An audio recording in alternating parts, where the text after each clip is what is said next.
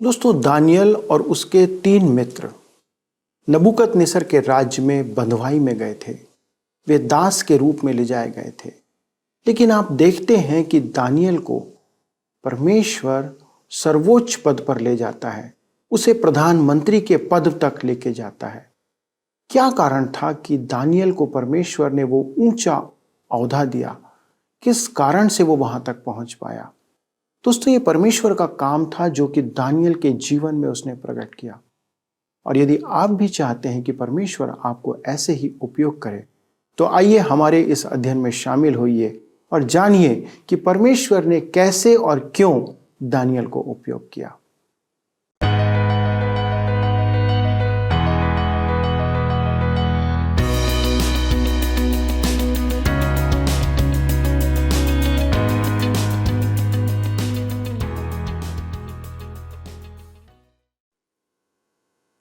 प्रिय मित्रों, आप सभी को परमेश्वर पिता और पुत्र प्रभु यीशु मसीह के पवित्र नाम में प्रेम भरा नमस्कार। मैं आशा करता हूं कि आप सभी सुरक्षित और स्वस्थ हैं तथा वचन के भेदों और संदेशों को ग्रहण करते हुए आत्मिक जीवन में लाभ उठा रहे हैं। यह परमेश्वर के वचन का अध्ययन है जिसे आपके लिए TWR के माध्यम से प्रस्तुत किया जा रहा है और मैं आपका इस प्रसारण में स्वागत करता हूं। जैसे कि आपको ज्ञात है कि हम इन दिनों दानियल की पुस्तक से अध्ययन कर रहे हैं, जो कि एक अद्भुत पुस्तक है जिसमें हमें भविष्यवाणियां और प्रमुख घटनाओं का संगम देखने को मिलता है। दोस्तों, कोई भी मनुष्य परमेश्वर की दृष्टि में बड़ा और छोटा नहीं होता और ना ही महत्वपूर्ण या महत्वहीन होता है। दानियल और उसके 3 मित्र भी हमारे समान सामान्य मनुष्य ही थे, पर अंतर था कि वे परमेश्वर के वचन और उसकी आज्ञाओं के प्रति सजग और आज्ञाकारी थे। उन्होंने पूरा प्रयास किया कि वे राजा द्वारा उपलब्ध भोजन का सेवन ना करके मूसा की व्यवस्था के अनुसार ही शुद्ध भोजन ग्रहण करें। जब हम परमेश्वर की आज्ञा को अपने जीवन में सर्वोच्च स्थान देते हैं, तब परमेश्वर भी हमारे लिए खड़ा रहता है, अपनी आशीषों और सामर्थ्य को हमारे द्वारा प्रकट करता है। आज के अध्ययन में हम देखेंगे कि दानियल और उसके मित्र दूसरे लोगों की अपेक्षा अधिक बुद्धिमान, प्रवीण पाए गए और साथ ही वे दूसरों की तुलना में अधिक आकर्षक दिखे। मनुष्य के जीवन का सारा नियंत्रण परमेश्वर के हाथों में रहता है और परमेश्वर ने जो नियम ठहराए हैं वह मनुष्य के हित के लिए बनाए गए हैं।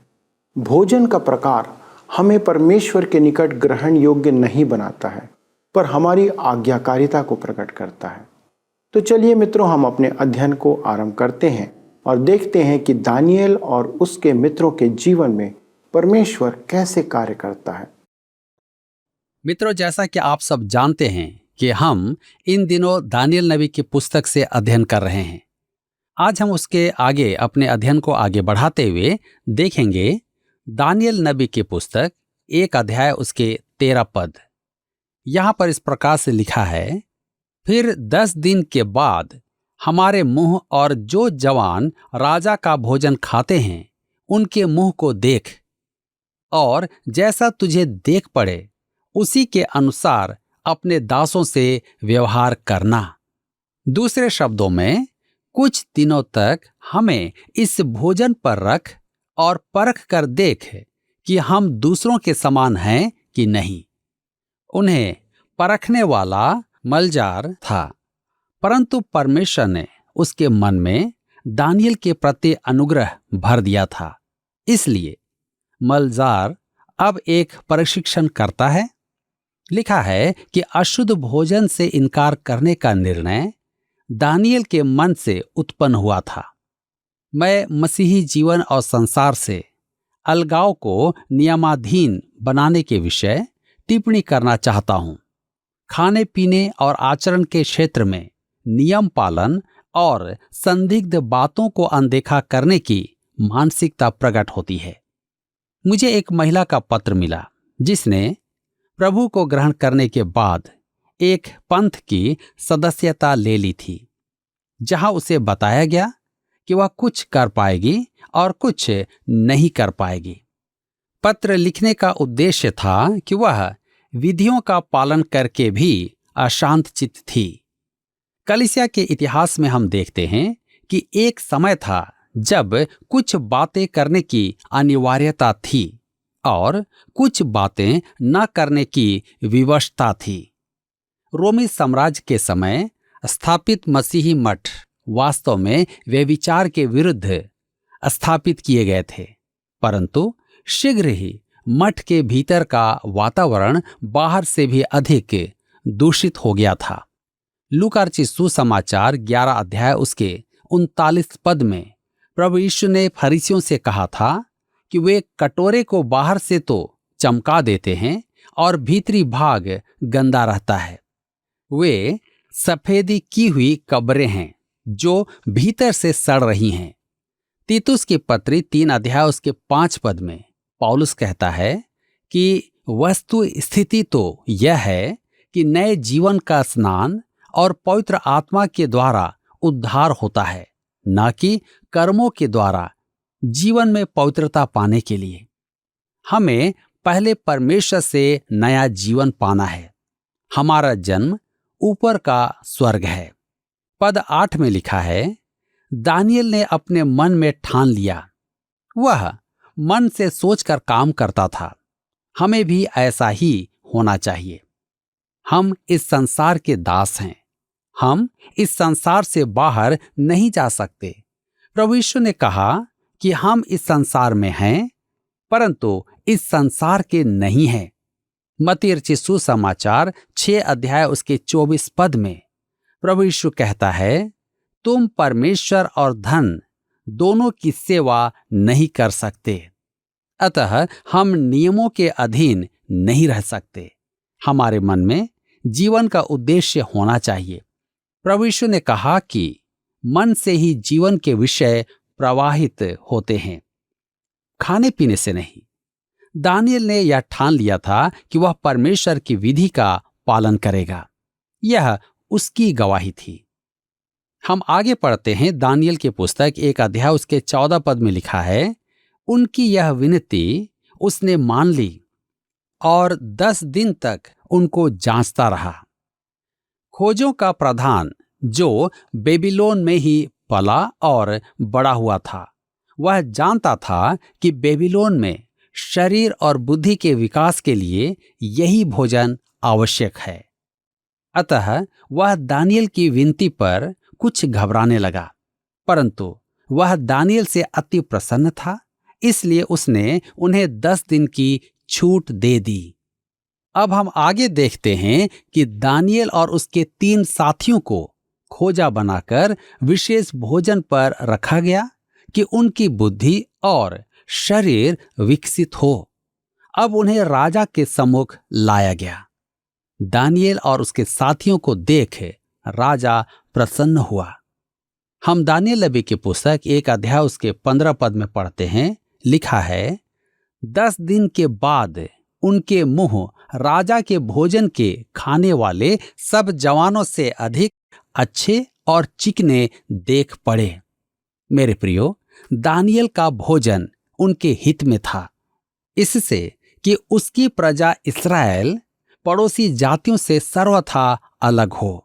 परंतु ऐसा नहीं था कि उसने उन्हें विशेष भोजन द्वारा अलग करना चाहा था।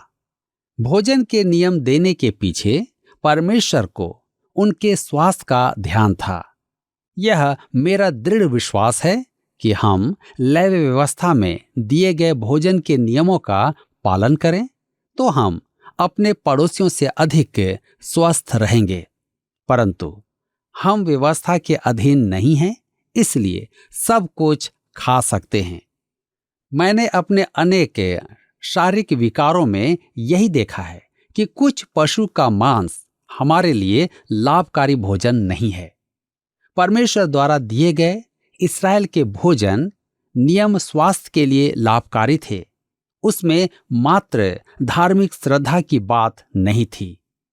दानियेल की पुस्तक 1 अध्याय उसके 16 और 17 पद में आगे लिखा है, तब वह मुखिया उनका भोजन और उनके पीने के लिए ठहराया हुआ दाख मधु दोनों छुड़ाकर उनको साग पात देने लगा।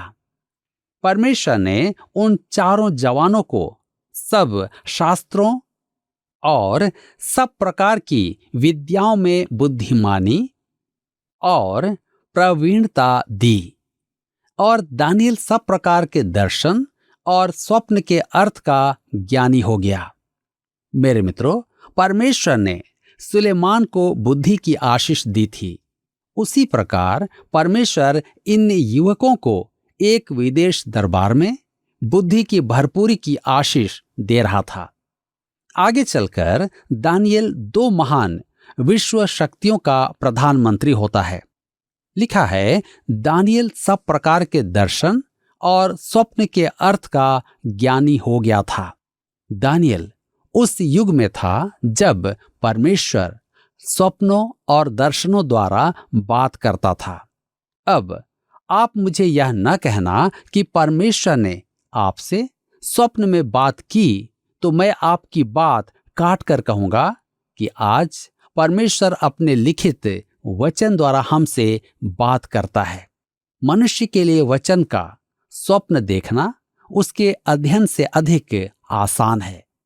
मेरे बाइबल स्कूल के विद्यार्थी परीक्षा से पूर्व की रात बड़े ही ध्यान एवं एकाग्रता से प्रार्थना करते थे।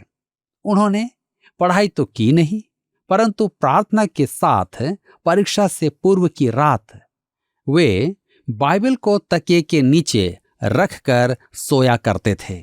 मैंने पूछा, तुम क्या सोचते थे कि यहूदा और इस्राएल के राजाओं के नाम रुई पार करके तुम्हारे सिर में घुस जाएंगे? पवित्र आत्मा एक आलसी के लिए न तो सहायता है और न ही सहारा है। परमेश्वर हमसे अपने वचन के द्वारा आज भी बात करता है, परंतु दानियल के साथ परमेश्वर ऊंची आवाज में बात कर रहा है, क्योंकि वह बाइबल की एक महत्वपूर्ण पुस्तक का लेखक दानियल ही है। यह पुस्तक दानियल के 300-400 वर्ष बाद नहीं लिखी गई थी।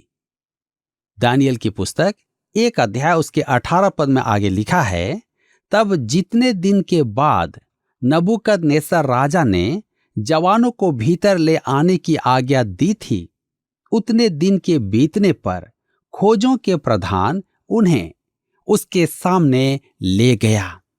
अब राजा उनकी परीक्षा लेकर देखेगा कि उनका प्रशिक्षण कैसा था। मेरे विचार में समाजवादी देश मनुष्य की मनोदशा परिवर्तन में मूर्ख रहे हैं। निसंदेह आप मनुष्य को विवश करते जाए तो वह एक दिन समर्पण कर देगा, परंतु नबूकदनेस्सर की अपनी ही विधि थी। वह उन्हें अच्छा भोजन देता था, उन्हें परखता था और फिर उन्हें अच्छा पद प्रदान करता था। वह मित्र भाव प्रदर्शित करता था। यह उसका मित्र बनाना और मनुष्यों को प्रभावित करना था। अब हम दानियल की पुस्तक 1 अध्याय उसके 19 पद में आगे पढ़ते हैं। लिखा है, राजा उनसे बातचीत करने लगा और दानियल, हनन्याह, मिशाएल और अजर्याह के तुल्य उन सब में से कोई न ठहरा, इसलिए वे राजा के सम्मुख हाजिर रहने लगे। मेरे मित्रों, इन चारों से सवाल जवाब करने के बाद नबूकदनेस्सर ने पाया कि वे प्रतिभाशाली युवक हैं, तो उसने उन्हें राज्य में ऊंचे पदों पर नियुक्त किया।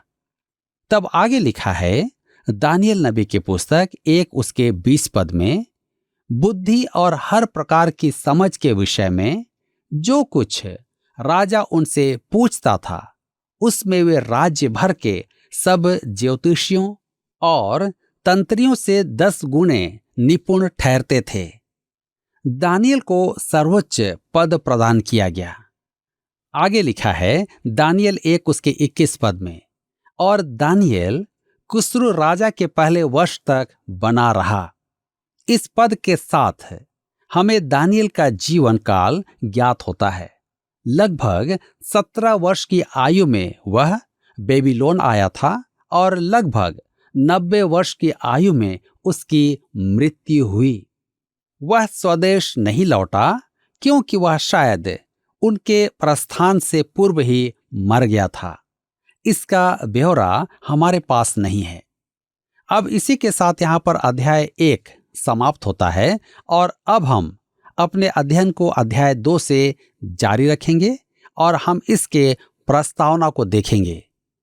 2 अध्याय का विषय है एक मिश्रित धातु की प्रतिमा का स्वप्न नबूकदनेस्सर ने देखा और दानियल ने अन्य जातियों के समय के 4 राज्यों का अर्थ प्रकट किया।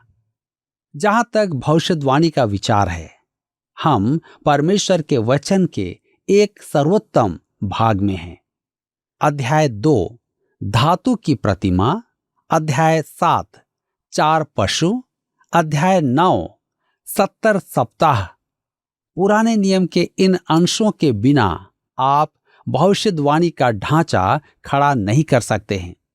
जैतून के पर्वत पर प्रभु यीशु ने शिष्यों के साथ जो बातें की थी वे दानियल के पुस्तक के आधार पर थी। मत्ती रचित सुसमाचार 24 अध्याय उसके 3 पद में शिष्यों ने पूछा, हमें बता कि ये बातें कब होंगी, तेरे आने का और जगत के अंत का क्या चिन्ह होगा। यीशु ने उन्हें चिन्ह समझाया। मत्ती रचित सुसमाचार 24 अध्याय उसके 15 पद में लिखा है, जब तुम उस उजाड़ने वाली घृणित वस्तु को जिसकी चर्चा दानियल भविष्यद्वक्ता के द्वारा हुई थी पवित्र स्थान में खड़ी हुई देखो। अतः यह अध्याय परमेश्वर के वचन का एक अत्यधिक महत्वपूर्ण अंश है। सर्वत्र एक ही प्रश्न है, संसार कहां जा रहा है, आगे क्या होगा। मेरे मित्रों, अन्य जातियों का समय समाप्त होने वाला है। उन्होंने संसार का संचालन अच्छा नहीं किया है। इसका आरंभ दानियल की पुस्तक में है और हम अंत समय के निकट भी आ रहे हैं। परंतु अन्य जातियों का समय पूरा होने से पूर्व कलीसिया संसार से उठा ली जाएगी और उसके बाद प्रभु यीशु पृथ्वी पर राज्य करने आएगा। भविष्यवाणी का यह अध्याय सब भविष्यवाणियों को समझने का आधार है। यही कारण है कि मैं बार बार कहता हूं कि धर्मशास्त्र के कुछ एक पद जानना और उनका अनुवाद करना बहुत खतरनाक हो सकता है। धार्मिक पंथों का विकास इसी प्रकार होता है। वे बस धर्मशास्त्र के कुछ एक पदों को जानते हैं। इन धार्मिक पंथों के संस्थापक मानव स्वभाव और इतिहास को जानते हैं। वे जानते हैं कि मनुष्य को प्राकृतिक मन की शांति के लिए कोई न कोई मनोधारणा चाहिए। मेरे प्रियो, मुझे किसी ने एक अत्यधिक सफल पासवान के बारे में बताया जो शराब पीता था, गालियां बकता था और युवकों के साथ घूमता फिरता और वह सब कुछ करता था जो युवक करते हैं। उसने पूछा कि ऐसे प्रचारक के पास लोग क्यों आते हैं, मेरी कलीसिया में क्यों नहीं आते, जबकि मैं यथासंभव परमेश्वर के वचन का सही प्रचार करता हूं। मैंने उस युवा प्रचारक से कहा कि जब तक हम परमेश्वर के वचन का प्रचार करेंगे हम अल्पसंख्यक ही रहेंगे। उसकी सेवा मनुष्य के प्राकृतिक मन को प्रसन्न कर रही थी। उसने बहुतों को पानी में डुबाकर बपतिस्मा दिया होगा, परंतु प्रभु यीशु के उद्धार दिलाने वाले ज्ञान में नहीं लाया था। मेरे मित्रों, जब महान संत अगस्तिन से पूछा गया कि वह गलत शिक्षा में क्यों पड़ गए थे, तो उन्होंने कहा कि वह परिपूर्ण और पूर्ण तर्क संगत थी।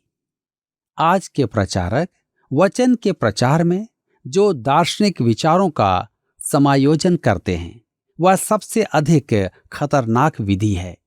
वे परमेश्वर के वचन को आधार और अधिकार मानकर नहीं चलते हैं। वे पूर्व काल के किसी दार्शनिक जैसे प्लेटो आदि के विचार व्यक्त करते हैं। सेवा में प्रवेश करते समय मैं भी इसी विचार में था कि ऐसा ही प्रचार करूं, क्योंकि इससे मनुष्य आकर्षित होते हैं और आपको महाविद्वान प्रकट करते हैं। परमेश्वर का धन्यवाद हो कि मैं ऐसे 2 मनुष्यों के संपर्क में आया जिन्होंने मुझे बाइबल की शिक्षा देने के मार्ग पर लौटा दिया। परमेश्वर के वचन को पूरा का पूरा पढ़ना बहुत ही महत्वपूर्ण है, अतः यह भाग बड़े महत्व का है। आज के इस अध्ययन के द्वारा परमेश्वर आप सबको बहुतायत से आशीष दे। मित्रों, आज का अध्ययन हमें स्पष्ट रूप से प्रकट करता है कि सारी प्रधानता परमेश्वर के हाथों में है। आप किस पद पर हैं, किस स्थान पर कार्य कर रहे हैं और क्या काम कर रहे हैं, सब कुछ परमेश्वर ने नियोजित कर रखा है। परमेश्वर ही है जो हमें उठाता और गिराता है, और उसका आधार होता है परमेश्वर के वचन के प्रति हमारी सत्यनिष्ठा, हमारी आज्ञाकारिता और उसके प्रति हमारा आदर। यदि हम कहते हैं कि हम परमेश्वर से प्रेम करते हैं, उसका आदर करते हैं, तो हम उसके वचनों और आज्ञाओं से भी प्रेम करेंगे।